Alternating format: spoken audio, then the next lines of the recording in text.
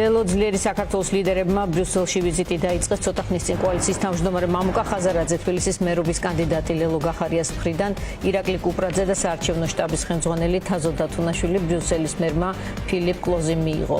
გაერთიანების ცნობით შეხვედრაზე თბილისი ბრიუსელის სამომავლო პარტნიორობის დეტალები განიხილეს, როგორც კულტურული, ისე ეკონომიკური თანამშრომლობის ფარგლებში.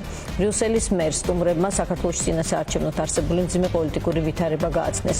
ოპოზიციის სხვადასხვა ვიზიტის პარალელურად ოცნებამ პროპაგანდა გააქტიურა. რეჟიმის მედიები წერდნენ, რომ პოლიტიკოსები სხვადასხვა ქვეყანაში დავალების მისაღებად წავიდნენ, რათა მოგვიანებით ოლიგარქის პრემიერმაც გაიმეორა. ჩვენ დღეს შევხვდით თბილისის მერობის კანდიდატს ირაკლი კუპრაძეს. მე მინდა მას გამოვუცხადო სრული მხარდაჭერა, რადგან ჩვენ გვაკავშირებს ის საერთო ევროპული ღირებულებები, რაც ძალიან მნიშვნელოვანია ჩვენთვის, როგორც ევროპის დედაქალაქის მერისთვის.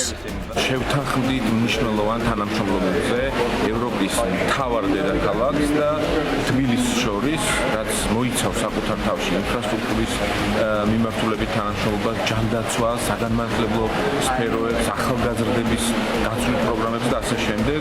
ჩვენ პროდასავლურ ოპოზიციას გვაქვს მხარდაჭერა ევროპის მთავარი დედაქალაქის მთავრობის და ადმინისტრაციის მხრიდან. ჩვენი შეხვედრის მიზანი იყო იმ გამოცდილების გაზიარება, რომელიც ამ არაჩვეულებრივ ქალაქს გააჩნია. ეს არის სოციალური სფერო, ეს არის სკოლების თემა, რომელიც განვიხილეთ, ბავშვთა თემა, ასევე ინფრასტრუქტურა, სატრანსპორტო და ეს თანამშრომლობა გაგრძელდება. შევთანხმდით მერთან, რომ ეს სამსახურები ითანამშრომლებენ.